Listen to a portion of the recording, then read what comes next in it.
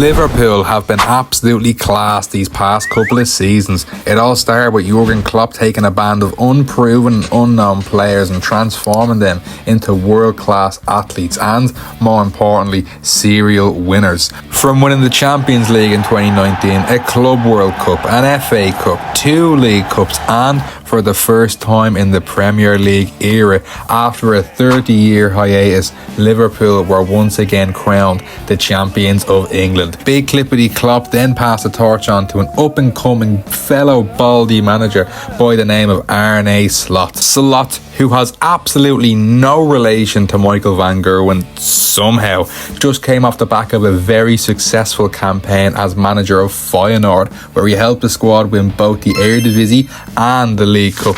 And he brought Feyenoord on a fantastic run in the Conference League, where they progressed to the final of a European competition for the first time in over 20 years. Slot then went on to make Jurgen look like an absolute fraud by winning the Premier League and getting to a cup final on his very first time of asking. He had Salah and the boys tearing teams apart faster than me dog through me box of laxatives, the poor bastard. However, that's all about to change. The FA are after catching wind of some mad charges after shocking footage revealing that the entire Liverpool squad was involved in an underground cage fighting organisation to settle which members of the team got to lick Slot's baldy head before kickoff for good luck. Oh, think of Fight Club, but just for predatory scousers.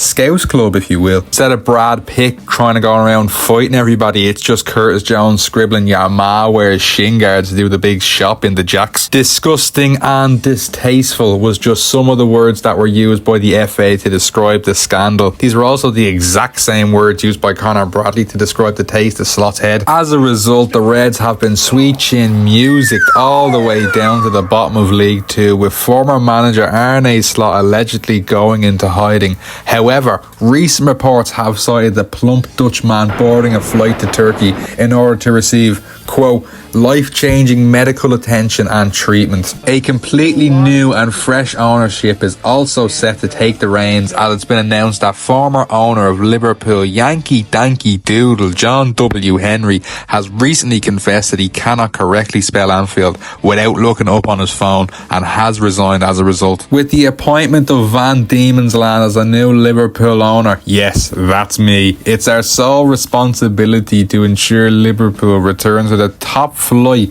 of English football, and I think I have uno bloke perfecto for the job. Ladies and gentlemen, it's Jimmy Tillin. Jimmy, or Bo, to say his full government title, was born in Sweden in Jönköping, I think, and played as a centre-back for his local Swedish club IF Hajduk Pojkarme, I think, or it's called IF Haga as it's known right now. Jimmy was a one-club man and was an absolute servant for his team, making over 300 appearances and scoring 81 goals over the course of 8 years. I mean, this is the stadium where they play their games. Talk about the bare basics. By 2014, Jimmy had been promoted as the head coach of the first team, and in his debut season as head gaffer, he leads the squad to a 4th place finish in the 2nd division, the highest club finish since 1976. The very next season, what does he do? He only goes and gets the club promoted to the top flight, wins the league by a single point,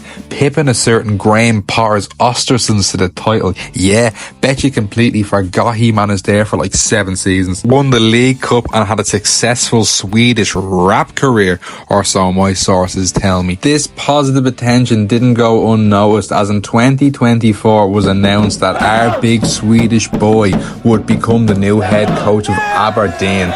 He had a successful start to life, winning 10 out of his first 11 games and helping Aberdeen finish in a 5th place spot. However, it was in the Scottish Cup final where he was able to put on a tactical masterclass as his side beat Celtic on penalties to give Aberdeen their first major honour in 11 years and their first Scottish Cup win since 1990. In layman's terms, this fella is pretty much the Swedish Jose, but instead of defensive masterclass, classes and football heritage. It's 4-4-2 with a side of meatballs and peas. Every single club he has come into contact with, he wins at. He wins trophies with teams that can't even spell success. If there's anyone who has the minerals to bring this club back to the top and winning trophies, I simply cannot think of a better fella for the job than the Diemens fella. First, I just want to lay down some ground rules for the video so as we don't get up to any funny business while the rebuild is underway. Same as usual, you already know the sus. 1, I am not allowed to use real players under any circumstances. They all have to be youth players or regens or something else.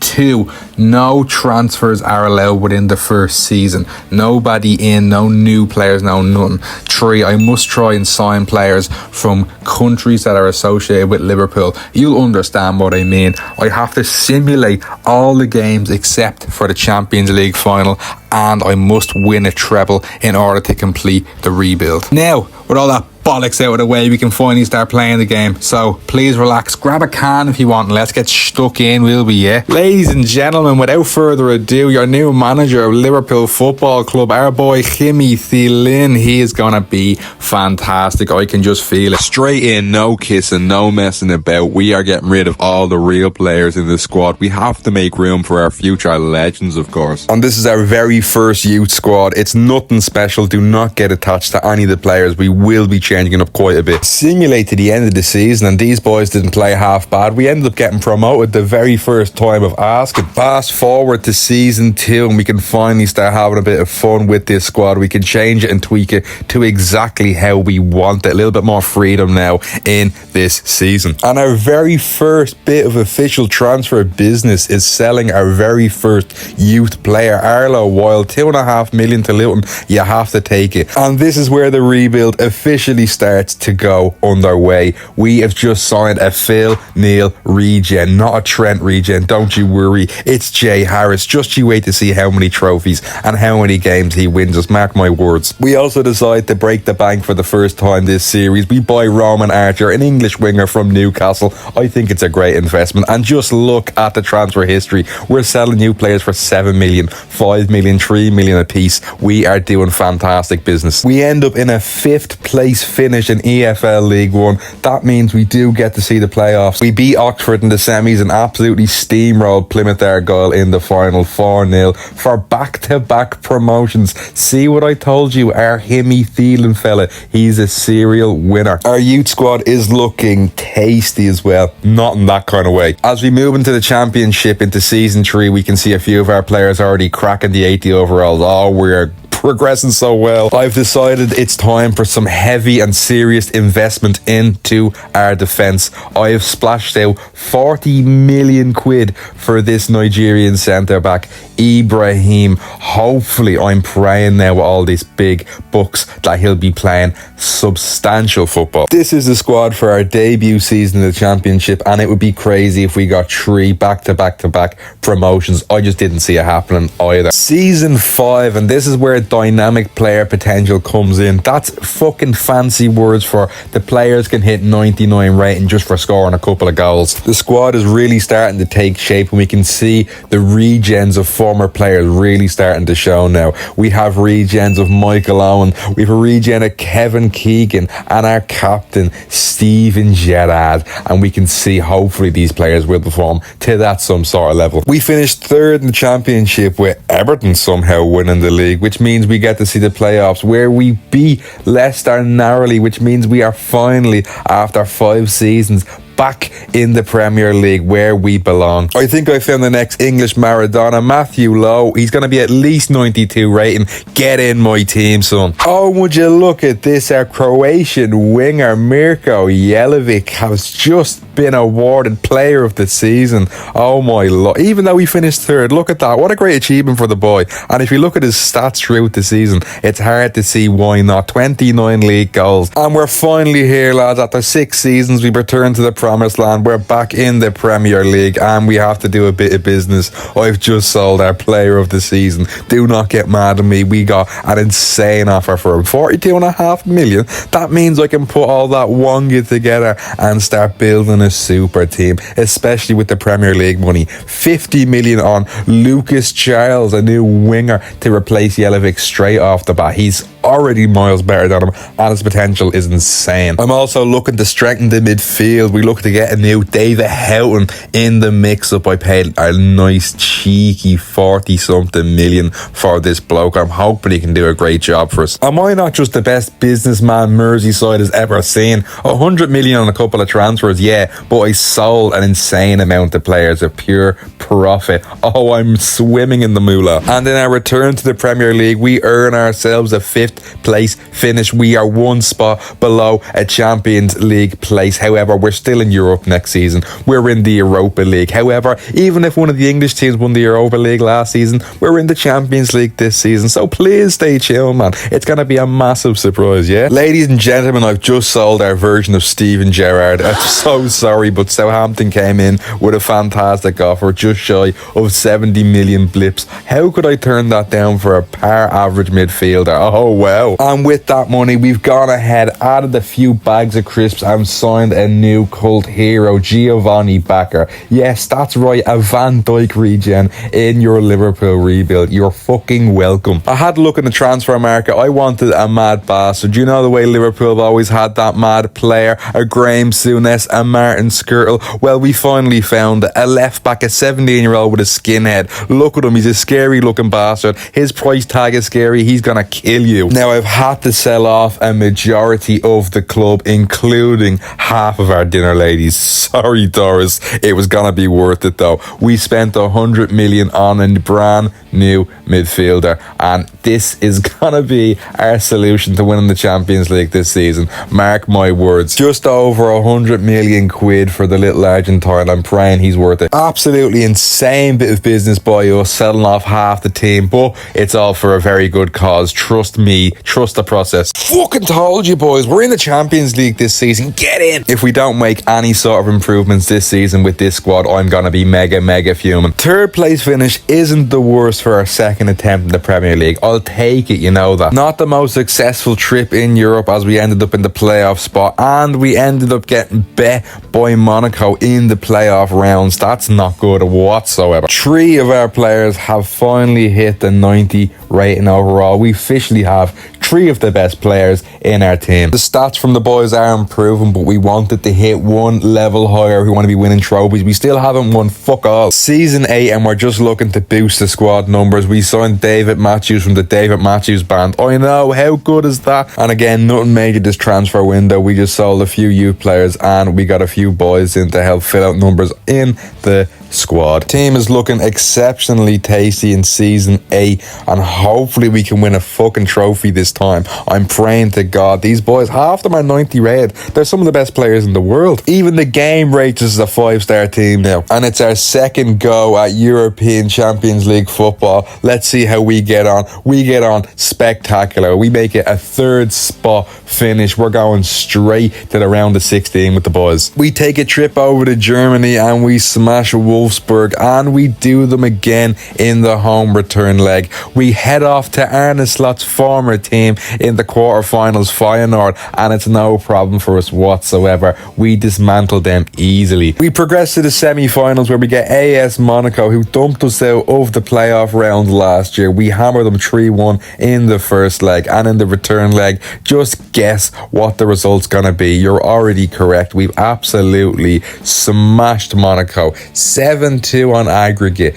They are sorry. We got our revenge. We're in the Champions League final, more importantly. Let's fucking get in, lads. And even more good news, we've bet City in the Carabao Cup final 3-0 to lift our first bit of proper silverware this series. We've also done the double over them in the FA Cup. We hammered them 5-0 to win the FA Cup. How is that possible? 2 trophies in the same season, and it doesn't end there. Guess what? We finally won the Premier League. That's right. It only took us 8 seasons, but we've already completed the treble. The quadruple is on, folks. We haven't done this twice in the series ever, not in channel history. We're gonna have to wait and see what happens. It's Champions League final day. We've got Tottenham Hotspur in the Champions League final, and yes, before any of you scrubs ask me, it is on Legendary, so don't even come near me with any of that bollocks, alright? The team is absolutely stacked. We've a 95 rated keeper, a 94 rated winger, 92 rated left back, 91 rated right back, 91 rated midfielder, 90 rated centre back. I mean, if we don't come out of this as winners, I don't know what's wrong with me. This is a replay of the 2019 Champions League final, where famously Liverpool hammered a very poor Tottenham Hotspur side. So we're going to see if that's the same story for this game. We're in Benfica Stadium. And lads, if you do like this kind of videos and content, please share, like, subscribe, show this video to your dog. It means more than the world to me. But let's get underway. It's Champions League final. Look at the lads here, absolute killers. They've already won 3 trophies this season, and they're dying to make it a 4th. And that's what it's all about, the Champions League trophy. 3 minutes in and Spurs have the first attack of the game, but thank God our keeper is somewhat competent with his gloves. We get a counter-attack straight after that. The ball gets whipped in, and it's a beautiful diving header from our Michael Owen regen. We are 1-0 up in the Champions League final. 10 minutes in, not even. We are massive. This 4th trophy's coming home to Merseyside. What a beautiful header after a great cross. 11 goals so far in the Champions League. He's on fire. Straight from kick-off, Spurs look to try and get a counter-attack, but it's blocked from our Virgil van Dijk regens. Fend back at the fellow I spent big bucks on. Spurs are trying to be clever and play it out from the back, but Marcus Evans is having none of it. He dispossesses the centre-back. Great cross into Cameron Archer, a winger that we bought in season 2. Longevity pays off. It's 2-0 in the Champions League final. Don't call me a genius. I know when to spot a diamond in the rough. I know what player is going to perform for this team, and he's after scoring the Champions League final. We get another breakaway. It's Watkins. He tries an audacious chip over the keeper, and he narrowly misses the crossbar. How unlucky for the poor boy. Spurs are again trying to get some sort of goal before half time, but thank God our goalkeeper is 95 rated. They get another cross in right before the break of half time, but look at this. The referee is paid off by Tottenham Hotspur. He gives a penalty for some unbeknownst reason I still can't find in this replay, but Will Gale performs his job beautifully. He saves a penalty, keeping it 2-0 going into half time. This team is dominant. And this is just beautiful. Himmy ceiling, tiki-taka, Swedish meatballs and peas football. It's 3-0. What a performance from the lads. A great passage of play. Again, it's that boy Archer. He makes it 2 for him at the Champions League final. Is there anything this boy cannot do? Let's be honest, it's 3-0. The game is done and dusted, but the defence wants to have a little bit of a fucking play about, it seems, in the Champions League final. Again, another great save from Will Gale. He's putting a man of the match performance in, if it wasn't 3-0 already. And look at this defensive horror show. Such a bad error from our defenders, but hey, what can you do? It's still 3-1. It's the 90th minute and we're still hungry for goals. We're advancing through the Spurs defence like a hot knife through butter, and it's 4-1. What a performance from the lads. Absolutely outstanding. The referee blows his whistle, and that's it. It's official. Ladies and gentlemen, the rebuild has been complete. Liverpool are Champions League winners once again. We are actually quadruple winners. We've won the FA Cup, the Carabao Cup, the Premier League and the Champions League. We are unstoppable. And after 8 long seasons, this is the only animation I want to sit through, the only one I want to watch. It's the lads going up and collecting their Champions League medals. And after 8 long seasons, we have finally earned the right to call ourselves Champions League winners. El Capitan Jay Harris, who we got in the 2nd season of this rebuild, will happily lift up the Champions League trophy. Get it! Runs over to celebrate with the ones who mean the most, the fans. And just to make it absolutely official, get the cameras out, get the calendars ready. It's Liverpool with the Champions League winners title once again. We've actually done so well. The board have given us an open top bus to show off all the cups and trophies we won this season. Just to remind you, we are quadruple champions. A Carabao Cup, FA Cup, Premier League and Champions League in the same season. Just looking at the rating of the lads, and we can see why this team dominated like it did. It's some of the best players in the world playing in this squad. Look at the stats. Over 41 goals for that boy Charles I signed the championship.